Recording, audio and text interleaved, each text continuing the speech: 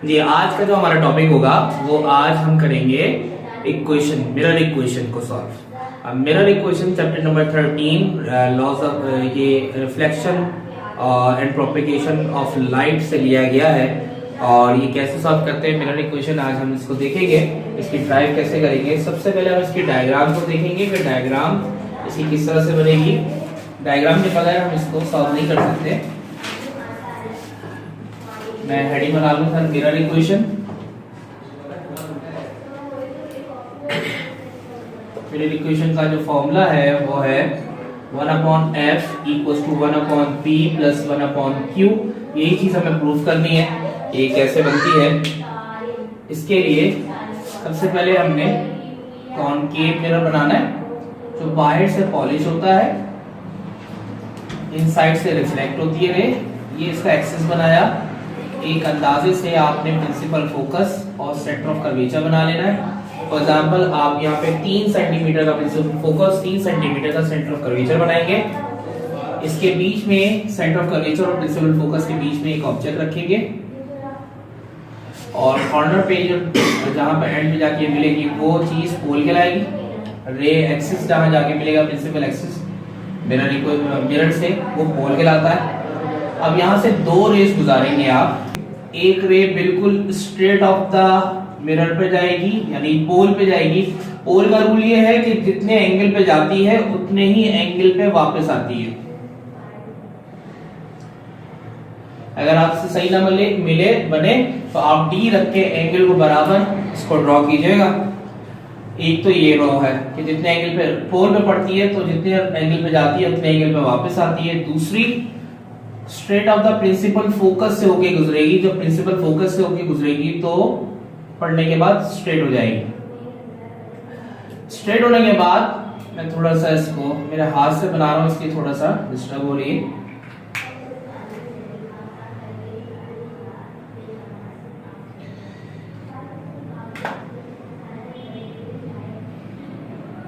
ये दोनों रेज जहां जाके मिलती है वो पॉइंट इमेज पॉइंट होता है और उसको आप एक्सिस से ज्वाइन कर देते हैं, ये आपकी इमेज बन जाती है।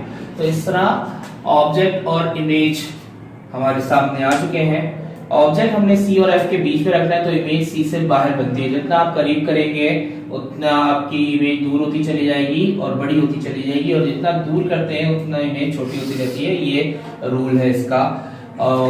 इन तमाम पॉइंट्स के बाद एक नया पॉइंट आया है जो मिरर में पड़ रहा है, वो पॉइंट कहलाता है डी पॉइंट। एक नया पॉइंट का नाम दे देते हैं डी पॉइंट। इसके बाद अब क्या क्या इसमें चीजें हमारे सामने आई उसको हम देखते हैं। पोल से लेके प्रिंसिपल फोकस तक का जो डिस्टेंस होता है वो फोकल लेंथ कहलाता है, स्मॉल एफ। फिर ऑब्जेक्ट से लेके पोल तक का जो फासला होता है वो कहलाता है ऑब्जेक्ट लेंथ यानी कि बी। फिर इमेज से लेके पोल तक का जो फासला होता है वो कहलाता है क्यू यानी कि इमेज लेंथ।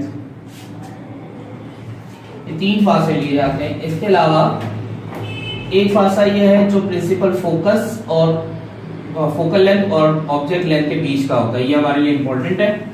ये जो डिस्टेंस है, ये डिस्टेंस क्या कहलाता है, ये ऐसे समझिए कि अगर पोल से इस ब्लू वाली लाइन से एंड तक का डिस्टेंस अगर 5 सेंटीमीटर है और यहाँ रेड वाली लाइन का स्टार्टिंग और एंड का डिस्टेंस है वो 3 सेंटीमीटर है, तो ये डिस्टेंस कितना होगा जो यहाँ ब्लू से स्टार्ट हो रहा है और एंडिंग ऑफ रेड तक जा रहा है। तो ये टोटल ये मिलके और ये मिलके 3 मिलके दोनों ही 5 बनाएंगे। तो यानी ये 2 सेंटीमीटर होगा। 2 + 3 5 होगा। तो ये 2 कैसे लेकर आए हम, 5 में से 3 निकालेंगे तो बचेगा 2। अब 5 कौन जाहिर कर रहा है, p - 3 कौन जाहिर कर रहा है, f। तो यानी ये नई चीज क्या आ गई, p - f। तो ये जो डिस्टेंस है एक्चुअली ये p - f है। p में से f को माइनस कर देंगे तो ये डिस्टेंस आ जाएगा जो हमारे पास अननोन है। ओके, तो ये चीजें आई हैं। अब हम इसकी कैलकुलेशन, हम इसकी डेरिवेशन करेंगे दोनों रेज से। पहली रेज है हमारी रेड वाली है और अब इसके पहले वर्डिंग लिख लूं मैं कि जो ऑब्जेक्ट है, ऑब्जेक्ट का जो हेड है, उस हेड को ए और उसकी टेल को बी कहते हैं। इसी तरीके से जो उसकी इमेज बनेगी उसके हेड को ए कॉम्प्लीमेंट और टेल को बी कॉम्प्लीमेंट कहेंगे, क्योंकि ये उसी का अपोजिट है। दूसरी बात कि ये जो हाइट है, हाइट ऑफ ऑब्जेक्ट जो है इसको एच ओ से जाहिर करते हैं, हाइट ऑफ ऑब्जेक्ट, और जो इमेज की जो हाइट है वो हाइट ऑफ इमेज से यानी एच आई से जाहिर होती है। ठीक है, पहली जो रे है रेड वाली, उस रेड वाली को मैं डिफाइन इस तरह से कर देता हूं। मैं अलग से आपको डायग्राम दिखा रहा हूं उसको बना के दोबारा से। ये F है, ये C है और ये P है, और हमने यहाँ पर ऑब्जेक्ट रखा था C और F के बीच में। तो पहली रे पोल पे गई थी और पोल से टकरा के वापस आई थी।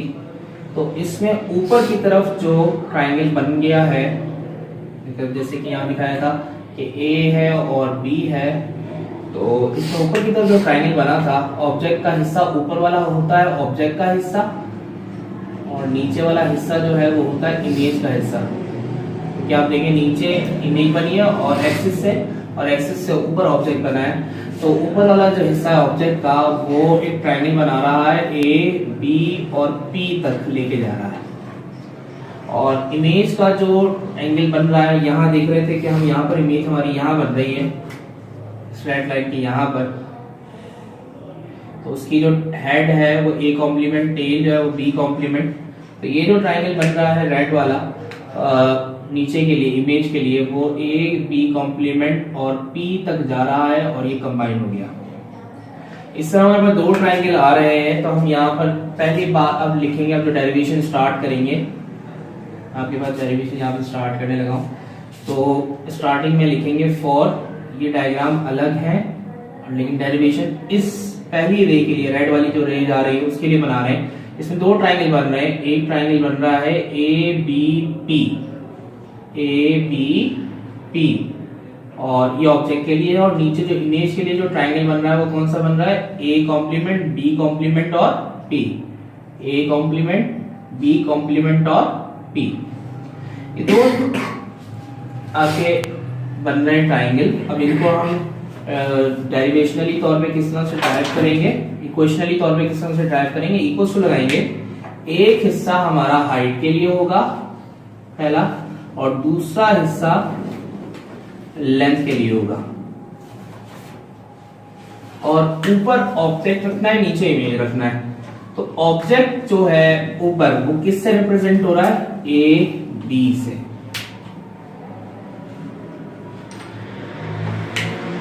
ऑब्जेक्ट किससे रिप्रेजेंट हो रहा है, AB से, और इमेज किससे रिप्रेजेंट हो रहा है, A कॉम्प्लीमेंट B कॉम्प्लीमेंट से। इसी तरीके से डिस्टेंस किससे रिप्रेजेंट हो रहा है, डिस्टेंस मतलब स्टार्टिंग जो एक्सिस से जो पॉइंट टू पॉइंट मिला रहे हैं, D से P तक, B से P तक ऑब्जेक्ट का, और इमेज का B कॉम्प्लीमेंट से P तक, B कॉम्प्लीमेंट से P तक का रिप्रेजेंट कर रहा है।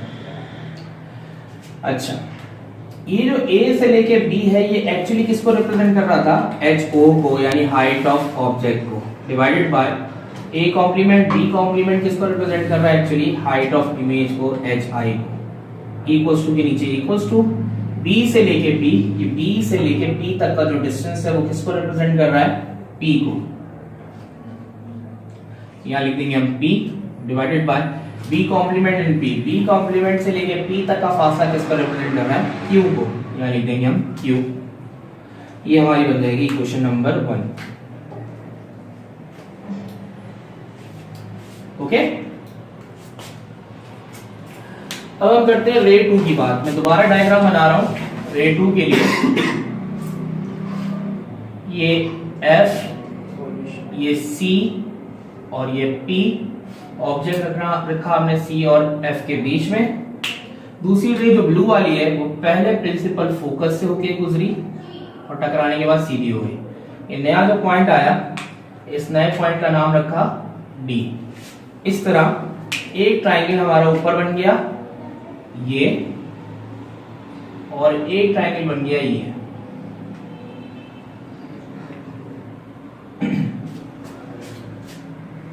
ट्राइंगल का जो ऊपर वाला ट्राइंगल है उसका नाम है, उसका हेड ए और ये बी और ये एफ। इस तरह हमें जो दो ट्राइंगल मिलेंगे कौन कौन से मिलेंगे? फॉर ट्राइंगल हम यहाँ पे देंगे, फॉर ट्राइंगल यहाँ बन रहा है A B F, A B F object के लिए, और जो नीचे वाला ट्राइंगल बन रहा है वो कौन सा बन रहा है? एफ पी डी या डी पी एफ, जो आप समझना चाहो, जो जैसा लिखना चाहो तो लिख दो। हम लिख रहे हैं एफ फिर पी और फिर डी। ओके, ये दो ट्राइंगल बन रहे हैं। उसी तरीके से जैसे हमने यहाँ किया, डिवाइड लगाए, इक्वेशन लिखी, इक्वेशन बनाई। पहला हाइट है, तो हाइट ऊपर के लिए कौन है? ए बी, और हाइट नीचे के लिए कौन है? पी से लेके डी। डिस्टेंस ऊपर के लिए कौन है? बी से लेके एफ। नीचे के लिए डिस्टेंस कौन से है? एफ से लेके पी। ए से लेके बी किसको रिप्रेजेंट कर रहा है? H O, height of object को, डिवाइड बाय पी से लेके डी। पी से लेके डी का डिस्टेंस किसी को रिप्रेजेंट नहीं कर रहा, लेकिन ये इक्वल पैरेलल लाइन चल रही है एक्सिस से, जो यहाँ चल रही थी, यानी ए कॉम्प्लीमेंट बी कॉम्प्लीमेंट, और A complement B complement represent कर रहा है एच आई को, तो पी से लेके डी भी रिप्रेजेंट करेगा एच आई को, यानी पी से लेके डी रिप्रेजेंट कर रहा है एच आई को, इक्वल्स टू बी से लेके एफ, बी से लेके एफ, ये रहा, बी से लेके एफ तक का जो डिस्टेंस है वो किसको रिप्रेजेंट कर रहा है? पी माइनस एफ को। तो यहां हमने लिख दिया P minus F divide by F से लेके पी। एफ से लेके पी किसको रिप्रेजेंट कर रहा है? एफ को, राइट वाली लाइन को, एफ को। ये आ गया एफ, ये आ गया हमारे पास इक्वेशन नंबर 2। ये आपको 3 हिस्सों में नजर आ रहा है। ये ऐसे काम नहीं होगा, तब करना किस तरह? ये दोनों इक्वेशंस आपको सिर्फ समझाने के लिए थी, ये दोनों डायग्राम समझाने के लिए थी। ये दोनों डायग्राम आपने नहीं उतारनी है, आपने फर्स्ट ये डायग्राम उतारनी है, डायग्राम के बाद उसके नीचे ये वाला हिस्सा देना है, उसके बाद फिर उसके नीचे ये हिस्सा देना है। 2 हिस्से हो जाएंगे, 2 इक्वेशंस। मैंने आपको सिर्फ समझाने के लिए इसको अलग अलग करके दिखाया, वरना होना ये इसी के नीचे ही है। ये डायग्राम इतने होने चाहिए जितना आपका पेज हो, उस पेज के की लेंथ जितनी आपकी वर्थ है, उस वर्थ के हिसाब से आपकी डायग्राम उसमें आनी चाहिए। Okay, clear? अब इससे आगे करते हैं।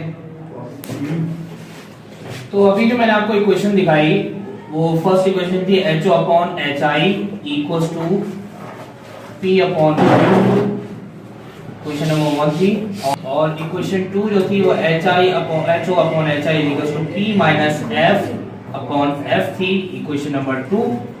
अब दोनों इक्वेशंस को आपस में कंपेयर कर लेंगे, क्योंकि लेफ्ट साइड हमारा सेम है, तो हम कंपेयर करेंगे। Compare equation number 1 and 2। Compare किया हमने इक्वेशन नंबर 1 और इक्वेशन 2। जब कंपेयर करेंगे तो उस टाइम पे लेफ्ट साइड में जो दोनों एच ओ एच आई है वो दोनों ही देंगे।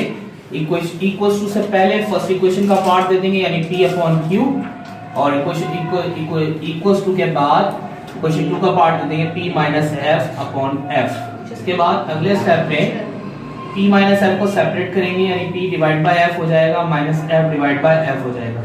जब सेपरेट करते हैं तो डिनोमिनेटर का जो टर्म होता है वो दोनों के साथ लगता है। यहाँ पर P upon F Q.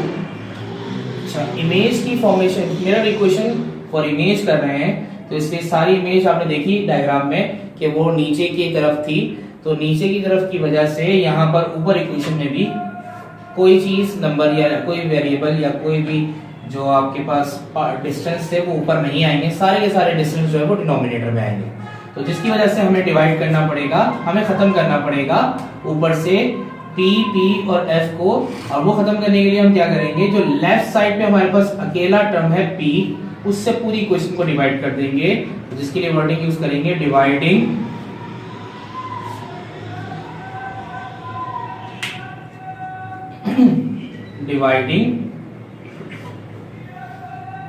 Equation by P. पूरी इक्वेशन को हम पी से डिवाइड कर देंगे, जिससे हम लगाएंगे P divided by Q equals to P divided by F minus F divided bye